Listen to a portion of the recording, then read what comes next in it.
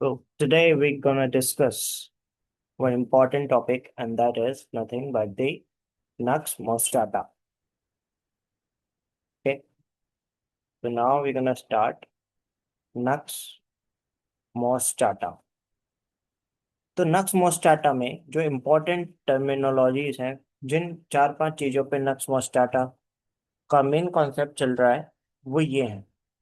जिसमें कि पहली चीज हो गई कि बहुत ज्यादा इसको ड्राइनेस है, extreme dryness of mucous membrane, extreme dryness. और साथ में एक खास चीज है कि प्यास इसको बिल्कुल भी नहीं है, थर्स्ट बिल्कुल भी नहीं है। प्यास बहुत, ड्राइनेस बहुत ज्यादा है, लेकिन उसके बाद भी प्यास बिल्कुल भी नहीं है। नींद बहुत ज्यादा आ रही है, एक्सट्रीम में एकदम, एक्सट्रीम स्लीपीनेस। ठीक है, नींद बहुत ज्यादा आ रही है। फेंट होने की टेंडेंसी है, फेंटिंग टेंडेंसी, फेंटिंग टेंडेंसी। ये फेंट होने की टेंडेंसी मॉस्कस में भी थी, मॉस्कस में भी थी, इसमें भी है। ठीक है, उसके बाद ब्लोटिंग प्लस गैस। ठीक है, ब्लोटिंग है और गैस है, गैस तीनों में ही थी। इसमें भी है, नक्स मस्टार्टा में, मॉस्कस में भी थी, और हमारी आ, अगस्त फोलियो में भी थी। इसके स्टूल तो सॉफ्ट हैं, सॉफ्ट स्टूल्स आते हैं। ठीक है, but difficult to pass, but difficult to pass. ये मेन कॉन्सेप्ट है ऑफ दिस। ठीक है, नक्स मस्टार्टा में। इसके बाद हम थोड़ा आगे बढ़ते हैं कि और क्या नक्स मस्टार्टा के अंदर। अब हम प्रॉपर्ली इसको लाइन टू लाइन पढ़ेंगे फ्रॉम द बोरो। तो नटमेग कहते हैं इसको, नक्स मोस्टाटा को, नटमेग विच इज जायफल। ठीक है, वहां से ही आता है, नटमेग से। तो पेशेंट को इसमें बेहोशी जैसी फील आती है। ठीक है, नक्स मोस्टाटा में बेहोशी जैसी फेंटिंग टेंडेंसी होती है, और ऐसा लगता है उसको कि मेरा हार्ट बहुत कमजोर है। ठीक है, पेंट फीलिंग आएगी, और लगेगा कि हार्ट वीक है। हार्ट जो है उसका कैसा है, वीक है, कमजोर दिल का है। ठीक है, उसके अलावा एक्सट्रीमिटीज जो हाथ पैर हैं, वो कैसे हैं, कोल्ड एकदम, ठंडे हैं। इससे पहले मॉस्कस में हमने कैसे पढ़े थे, तो मॉस्कस में थे, थकान थी उनमें काफी ज्यादा। ठीक है, वहां पे थकान थी, यहाँ पे लेकिन क्या है, ठंडे हैं एकदम। उसके अलावा म्यूकस मेम्ब्रेन ड्राई पड़ी हुई है सारी, बहुत ज्यादा ड्राई है। ठीक है, जो म्यूकस मेम्ब्रेन है वो एकदम कैसी पड़ी हुई है, ड्राई, ड्राइनेस है विदाउट थर्स्ट। ठीक है, उसके बाद पेशेंट को बहुत ज्यादा वियर्ड फीलिंग आती है। ठीक है, बहुत ज्यादा नींद भी आती है उसको, एक्सट्रीम स्लीपीनेस, कंट्रोल नहीं कर पाता उस नींद पे वो। इसमें एक वर्ड लिखा है, इंडिकैन्यूरिया। मतलब यूरिन में इंडिकन कंपाउंड ज्यादा मिलता है, एल्ब्यूमिन हमने पढ़ा था। ठीक है, उसके बाद हम यहाँ पे पढ़ रहे हैं इंडिकैन्यूरिया। मैं एक बार इसमें लिख देता हूँ यहाँ पे, INDICANURIA, इंडिकैन्यूरिया। इसका मतलब है इंडिकन कंपाउंड उसकी यूरिन में, पेशेंट की यूरिन में ज्यादा मिल रहा है। ठीक है, ये डाइजेस्टिव डिसऑर्डर का साइन है। ठीक है, अक्यूट अटैक के टाइम पे पेशेंट एकदम बेहोश हो जाता है। और इसके बाद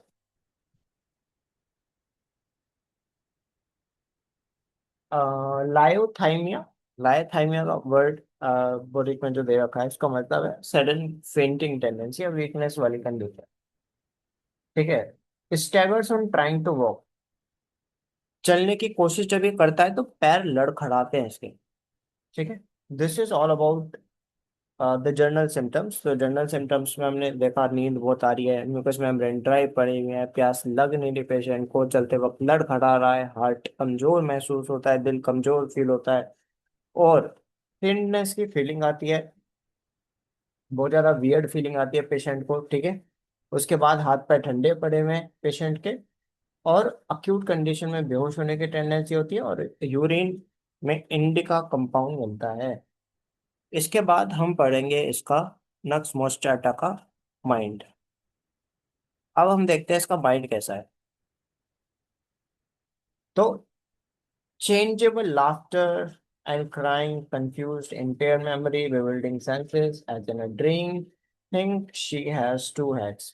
मतलब मूड बहुत चेंजेबल है, कभी हंसता रहेगा कभी रोता रहेगा, ठीक है। Laughing weeping, laughing alternate with weeping, ठीक है। उसके बाद कंफ्यूज्ड है, मेमोरी वीक है इसकी काफी, मेमोरी कैसी है, वीक है, ठीक है। उसके बाद पेशेंट को ड्रीमी लगता है, ऐसा लगता है वो सपना देख रहा है, ठीक है। और उसके बाद स्ट्रेंज इल्यूजन्स होते हैं उसके, उसको ऐसा लग सकता है कि उसके दो हेड है, ठीक है। उसके बाद हम पढ़ते हैं हेड। हेड की अगर हम बात करें तो ओपन एयर में उसको वर्टाइगो चक्कर आते हैं, वर्टाइगो, ठीक है, ओपन एयर में। मोस्टाटा में ओपन एयर में ठंडा भले ही लगता था लेकिन आराम मिलता था, उसे ठंडी हवा से प्रॉब्लम थी, कंप्लेन एग्रावेट होती थी। यहाँ पे इसको ओपन एयर में चक्कर आ रहा है, नक्स मोस्टाटा को, ठीक है। चाटा मारा खुली हवा में, ठीक है, चक्कर आ गए। चाटा मारा खुली हवा में, चक्कर आ गए। फिर उसके बाद थोड़ा अगर ज्यादा खा लिया उसने तो उसको हेडेक होना स्टार्ट हो जाता है, ठीक है। थोड़े से खाने से भी हेडेक स्टार्ट हो जाता है। उसके बाद आगे इसमें लिखा हुआ है कि feeling of expansion with sleepiness. Head में एक्सपेंशन की फीलिंग आती है कि हेड उसका जो है एक्सपेंड हो रहा है, और नींद बहुत ज्यादा आ रही है, ठीक है। और जो सिर है उसमें पल्सेशन हो रही है, मतलब धड़क रहा है वो, धड़ धड़ धड़ धड़। उसको अगर चेक करेंगे तो वहां पे रैपिड मूवमेंट दिखेगी, फील होगी, ठीक है। उसके बाद क्रैकिंग सेंसेशन, लगता है जैसे जो सर है उसमें क्रैक हो गया हो, ठीक है। और हवा लगने पर मतलब टच से भी पेन होता है। उसके बाद हेड में बस्टिंग सेंसेशन है, स्ट्रॉन्ग प्रेशर से रिलीफ मिलेगा, ठीक है इसको। तो अभी तक हमने जो पढ़ा है हेड में वही है, ओपन एयर में चक्कर आ रहे हैं, कोई हल्का सा भी छू देगा तो दिक्कत होगी, लेकिन ऐसे ओपन हवा में, ठंडी एयर में, और कपड़ा तेजी से कोई प्रेशर अप्लाई करने पे इसको अच्छा लगेगा, और पल्सेशन फीलिंग होगी इसको, और थोड़ा ज्यादा खाने पर भी हेडेक स्टार्ट हो जाएगा। ये हमने सब चीजें इसमें पढ़ी। आइस पढ़ लेते हैं अब इसकी, नक्स मोस्टाटा की आइस, ठीक है। अब इसकी पढ़ते हैं हम आइस। तो आइस में क्या क्या सीन है, ऑब्जेक्ट जो है, एक तरीके से हम कह सकते हैं आंखों के सामने ब्लैक कलर के स्पॉट्स देखने को मिलेंगे इसको। उसके बाद ऑब्जेक्ट जो नॉर्मल साइज है उससे बड़े दिखते हैं, ठीक है, या फिर बहुत दूर दिखते हैं उसे अपने आप से, या फिर कभी डिसअपियर ही हो जाते हैं उसकी आंखों के सामने से। प्यूपिल्स डायलेटेड रहती है, दैट इज इट, ठीक है। उसके बाद नोज पे आते हैं।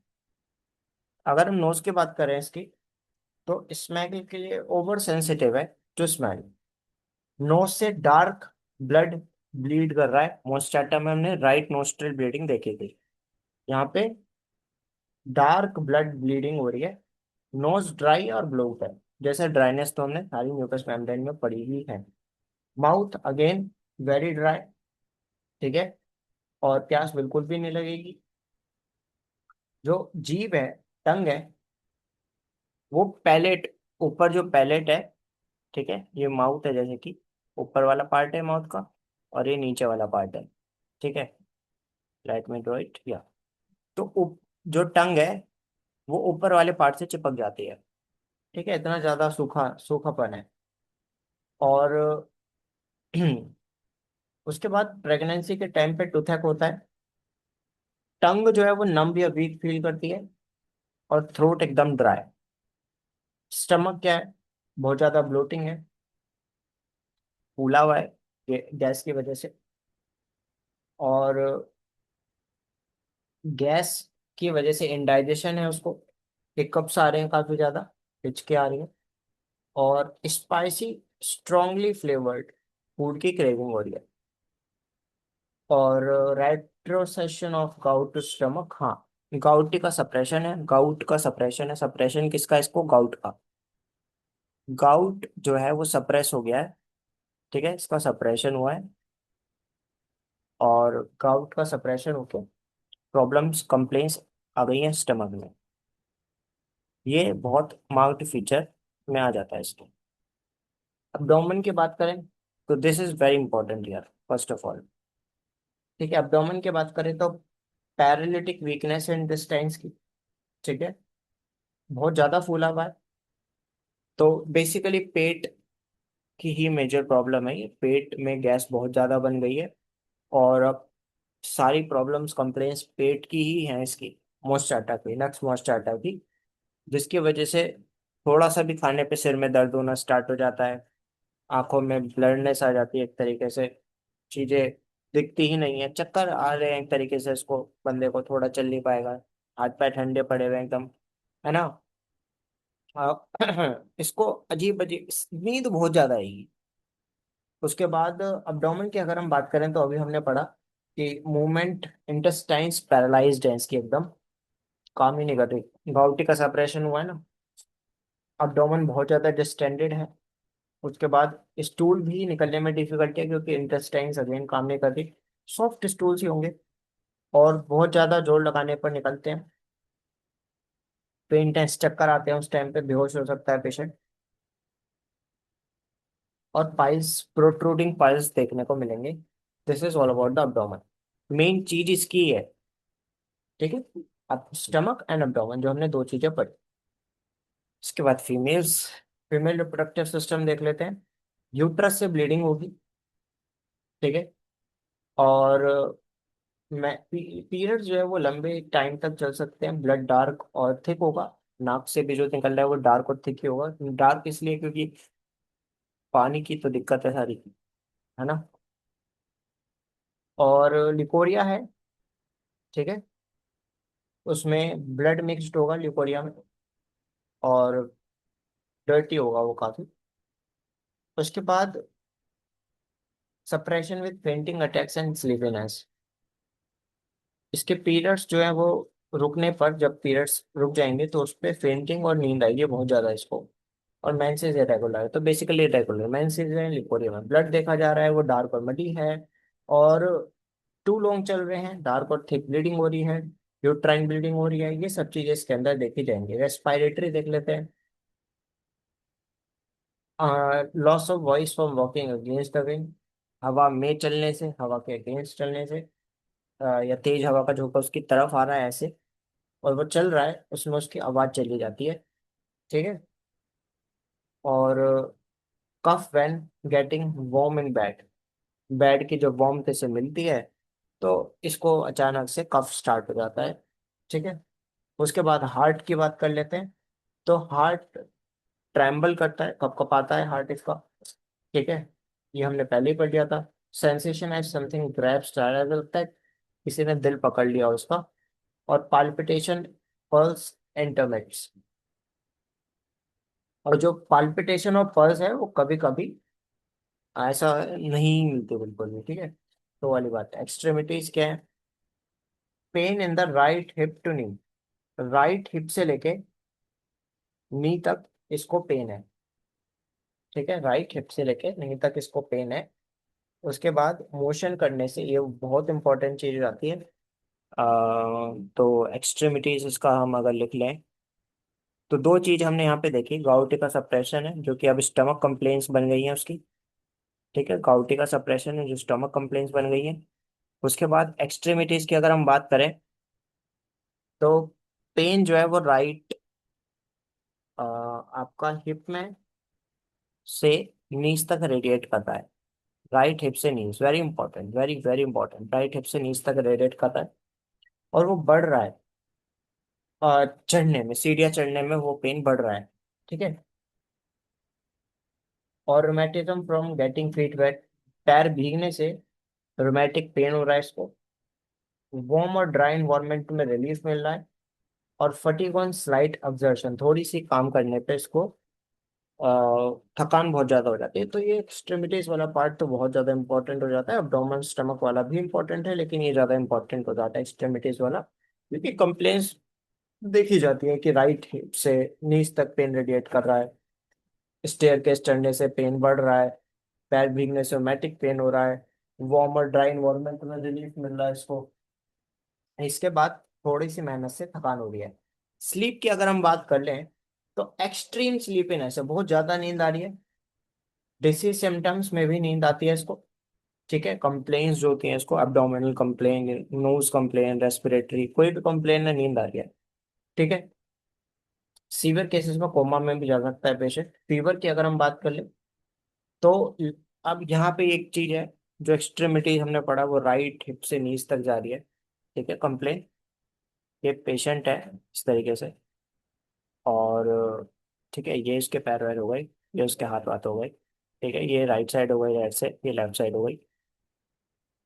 तो राइट हिप से लेके और इसके नीज हो गई है। तो ये राइट साइड में प्रॉब्लम है सारी, एक्सट्रीमिटीज वाली।